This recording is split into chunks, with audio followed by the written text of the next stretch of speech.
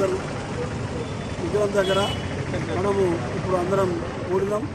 ఇందులో ఉన్నటువంటి మన ఎస్టీ లంబాడ సోదరులు, ఉద్యోగస్తులు, రిటైర్ ఉద్యోగస్తులు, వ్యాపారవేత్తలు, ఇంకా వేరే వాళ్ళ అందరికీ స్వాగతం పలుకుతూ, ముఖ్యంగా కాంగ్రెస్ నాయకులకు వాళ్ళందరికీ, ఎలక్ట్రానిక్ మీడియా, ప్రింట్ మీడియా అందరికీ స్వాగతం పలుకుతూ, ఈ నెల 15వ తారీఖు అంటే ఇంకా 6 రోజులకు బేస్తవారం రోజు నాడు మళ్ళా మన హుస్నాబాద్లో సంత్ సేవలాల్ మహారాజు యొక్క 285వ పుట్టినరోజు ఉత్సవాలు ఉంటాయి. ఆ పుట్టినరోజు ఉత్సవాలు హుస్నాబాద్ వ్యవసాయ మార్కెట్ నుంచి ప్రారంభమై మన బంజారా భవన్ దగ్గర దాకా ఒక ర్యాలీగా పోయే అవకాశం ఉంటుంది. బంజారా భవన్ అనేది కొంతవరకు అయింది. నిన్నటి నుంచి మన ఎమ్మెల్యే, మన మంత్రివర్యులు అయినటువంటి పొన్నం ప్రభాకర్ అన్న గారు దాన్ని ఈ 6 రోజులల్లో అది అక్కడ ఉత్సవాలు చేసుకునేటట్టు చేయాలని ప్రభుత్వం ద్వారా ప్రయత్నాలు చేస్తూ ఉన్నాడు.